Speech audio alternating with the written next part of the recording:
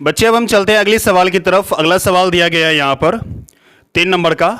अभाज्य गुणनखंड विधि द्वारा निम्नलिखित पूर्णांकों के एचसीएफ और एलसीएम ज्ञात कीजिए। यानी जितने भी पूर्णांक दिए गए हैं, ये जितने भी पूर्णांक दिए गए हैं, इन सब का क्या करना है, एचसीएफ और एलसीएम निकालने हैं अभाज्य गुणनखंड विधि से। कौन सी विधि से? अभाज्य गुणनखंड विधि से।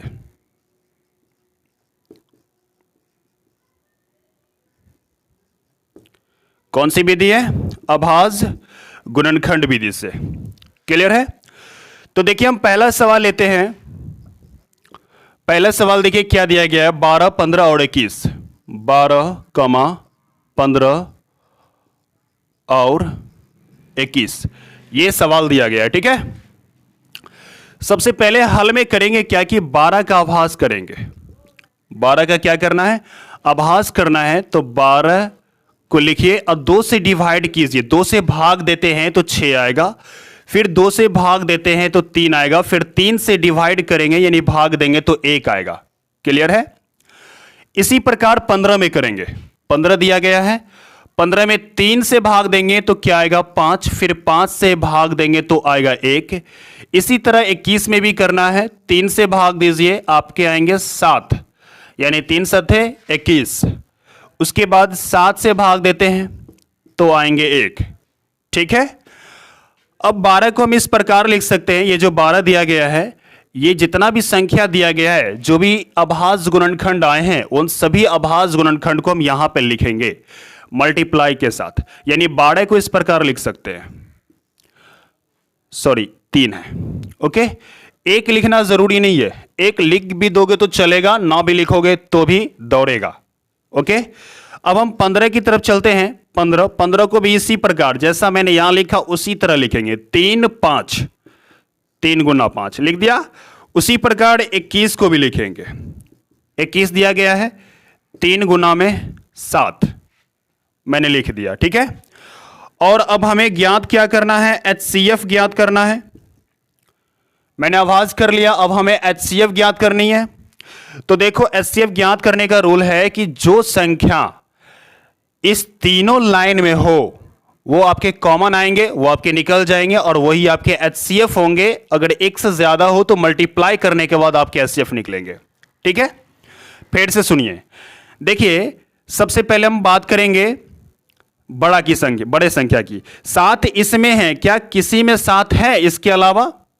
नहीं। या तीनों लाइन में है 7? नहीं है, तो 7 नहीं लेंगे, एचसीएफ आपका 7 नहीं आएगा। ठीक है, अब 5 की बात करते हैं। तो 5 इस लाइन में, बीच वाले लाइन में क्या ऊपर और नीचे वाले लाइन में 5 है? नहीं है, तो हम क्या करेंगे? 5 भी नहीं लेंगे, 5 भी आपका एचसीएफ नहीं होगा। अब 2 की बात कर लेते हैं। यहां पर देखिए 2 यहां पर है, ठीक है, लेकिन इस दोनों लाइन में है क्या? नहीं है, तो 2 भी आपका एचसीएफ नहीं होगा। तो कौन ऐसी संख्या है जो तीनों लाइन में है? आपको साफ साफ दिख रहा होगा। ठीक है, देखो यहां पर 3, देखिए गौर से, 3 यहां भी है, 3 यहां भी है, 3 यहां भी है। इसका मतलब यह हुआ कि ये 3 जो दिया गया है ये आपके एचसीएफ होंगे। आप कॉमन ले लीजिए, 3 निकल गया उसमें से। तीनों में, जो तीनों में रहे वही आपको निकालना है, यानी 3 आपका क्या हुआ? आंसर हुआ, यानी एचसीएफ आपका 3 हुआ। ठीक है, अब चलते हैं एलसीएम की तरफ। ओके, एलसीएम में करना है क्या? एचसीएफ में तो कॉमन लेना है, एलसीएम में क्या करना है? गौर से देखिए, सबसे ज्यादा संख्या किसमें है? ओके, अब ध्यान दीजिए कैसे, मैं प्रैक्टिकल करके दिखाता हूं। देखिए यहां पर सबसे पहले सबसे बड़ा की बात करते हैं या छोटा की बात कर ले? छोटे की बात कर लेते हैं। 2 यहां पर है, 2 सबसे ज्यादा किस लाइन में है?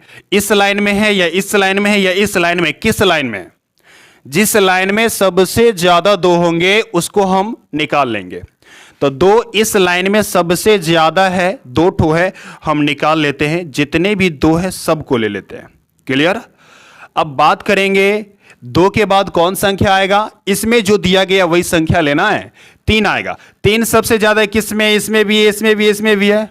मैंने कहा था जिस लाइन में सबसे ज्यादा हो उस लाइन को ले लेना है, लेकिन इसमें सभी लाइन में बराबर है। अब क्या करोगे?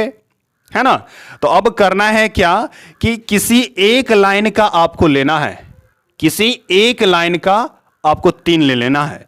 मैं ले लेता हूं, इसका ले लो, चाहे इसका ले लो, चाहे इसका, किसी का भी ले लो। मैंने किसी एक लाइन का ले लिया, ठीक है। अब चलते हैं 5 की बात करते हैं। 5 सबसे ज्यादा किस लाइन में है? एक ही को 5 है ही नहीं और, तो ले लो। 7 भी एक ही को, वो भी ले लो, ठीक है। अब हम इसको करेंगे क्या? मल्टीप्लाई करेंगे। तो 7 पंचे क्या आएगा? 35, 35 तिया 105, 105 दूना 210, 210 को 2 से गुना करेंगे तो क्या आएगा? 420। ये आपके आंसर हुए। बात समझ रहे हैं? ये आपके एलसीएम और ये आपके एचसीएफ, ठीक है। अब हम चलते हैं अगला सवाल की तरफ, ये 2 नंबर के सवाल की तरफ, ठीक है। चलो मैं इसे थोड़ा इरेज कर देता हूं यहां से। और 2 नंबर का सवाल देखिए, 2 नंबर का 17, 23 और 29, ये सवाल दिया गया है। इसका खंडी कीजिए।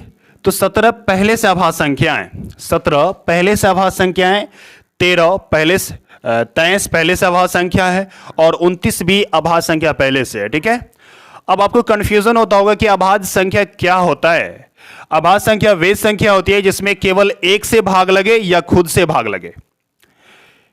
तो देखो 17 में 1 से भाग लगेगा या 17 से भाग लगेगा, इसके अलावा और किसी से नहीं लगेगा, ठीक है। 23 में पूर्णतः विभाज्य 1 से होगा या तो 23 से होगा, ठीक है, और किसी से नहीं होगा। देखो 29 में 1 से विभाज्य भाग लगेगा और 29 से भाग लगेगा और किसी से नहीं लगेगा। इसका मतलब यह हुआ है जिस संख्या के मात्र 2 गुणनखंड आए, 1 या खुद, वो संख्या आपके अभाज्य कहलाएंगे। तो ये भी संख्या आपके अभाज्य है, ठीक है। तो हम इसको इस प्रकार लिख सकते हैं 17 को, तो 17 गुना 1, इसका अभाज्य यही आएंगे, ठीक है, 17 गुना 1 आएंगे, ठीक है। और 23 का क्या आएगा? 23 का आएगा 23 गुना 1, 29 का क्या आएगा? 29 गुना 1, ये आएंगे। क्लियर है? अब देखो हम एचसीएफ निकालेंगे। तो एचसीएफ निकालने का रूल क्या है कि जो संख्या सभी में हो वो आपके एचसीएफ कहलाएंगे। तो देखो 17 सभी में क्या? 17 एचसीएफ नहीं होगा, 23 सभी में नहीं है, 29 सभी में नहीं है, लेकिन 1 सभी में है। देखिए 1 सभी में है तो 1 आपके एचसीएफ हो जाएंगे। बात समझ रहे हैं? अब हम एलसीएम की बात करेंगे। एलसीएम, एलसीएम में गौर से देखिए, वो संख्या लेना है जो सबसे ज्यादा बार आया हो जिस लाइन में। तो देखो 17 सबसे ज्यादा बार इसी लाइन में आया और किसी लाइन में नहीं आया, मतलब एक ही बार आया है उसी लाइन में, और इसमें तो है ही नहीं, तो 17 लिख लो। 23 भी कहीं नहीं है, 23 भी लिख लो और 29 भी लिख लो, ठीक है। मैंने सब लिख लिया है। एक लिखना चाहते हो तो लिख दो, नहीं लिखना चाहते हो तो भी काम चलेगा, ओके। अब हम इन सभी संख्याओं को मल्टीप्लाई करेंगे। यहां लेता हूं, ठीक है। 11,339, ये आपके आंसर होंगे। 11,339 आपके एलसीएम होंगे वो। क्लियर है? अब चलते हैं अगला सवाल की तरफ। इसका स्क्रीनशॉट अभी तक नहीं लिए तो स्क्रीनशॉट ले लीजिए आप। देखिए 3 नंबर का सवाल यहां पर मैंने लिख लिया है। सबसे पहले हल में करेंगे क्या? अभाज्य गुणनखंड करेंगे। इस 8 का आभास कीजिए तो 2 से भाग लगेगा तो 4 आएगा, 2 से भाग देंगे तो 2 आएंगे, फिर 2 से भाग दीजिएगा तो 1 आएंगे, ठीक है। अब 9 का आभास करते हैं तो 3 से भाग दीजिएगा तो 3 आएगा और 3 से फिर भाग दीजिएगा तो 1 आएगा, ठीक है। क्लियर है? इसी प्रकार 25 का कीजिए, 5 से भाग देंगे तो क्या आएंगे? 5 आएंगे, फिर 5 से भाग देंगे तो क्या आएंगे? मैंने आभास कर दिया सभी का। अब करेंगे क्या कि 8 लिखिए, 8 का जितना भी आभाज्य गुणनखंड है सभी आभाज्य गुणनखंड को हम लिख देते हैं। यहां पर 3 को 2 था, मैंने तीनों 2 लिखा, ठीक है।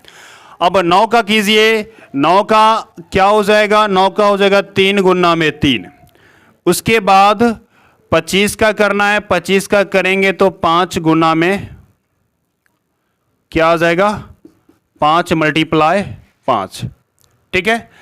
मैंने ये सारे अभाज्य गुणनखंड कर लिए, ठीक है। अब देखिए हमको एचसीएफ ज्ञात करना है, तो एचसीएफ बराबर HCF निकालने का रूल क्या है बताइए। HCF निकालने का रूल क्या है कि सब कौन ऐसा संख्या है जो कॉमन आ रहा है। क्या 2 सभी में है, नहीं है। 5 सभी में है, नहीं है। 3 सभी में है, नहीं है। कुछ भी नहीं आ रहा है, तो बताएं HCF क्या होगा। मैं आपको बताऊं कि एक भी है, एक आप लिख दो, जब नहीं आए कोई भी कॉमन नहीं आए तो एक लिख दो और एक आपके कॉमन आएंगे। देखो तो HCF क्या हुआ आपका, 1 हुआ। अब LCM की बात करते हैं। LCM सबसे पहले हम बात करेंगे कि सबसे ज्यादा 2 किसमें है, तो ऊपर वाले लाइन में है। जितना भी 2 है सभी 2 को हम यहां पर लिख लेते हैं। सबसे ज्यादा 3 किसमें है, तो ये इस वाले लाइन में जितना भी 3 है सबको लिख लो। सभी सबसे ज्यादा 5 किसमें है, ये वाले लाइन में तीसरी लाइन में है। जितने भी 5 है सभी 5 को लिख लो।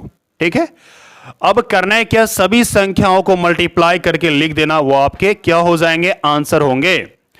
चलो मल्टीप्लाई करते हैं, तो 5 25, समझ रहे हैं, 25 तिया 75, 75 हो गया यहां तक। अब आगे चलते हैं, 75 दूना, इसको ले लो, 75 दूना 150 है ना, 150 दूना 300, 300 दूना 600।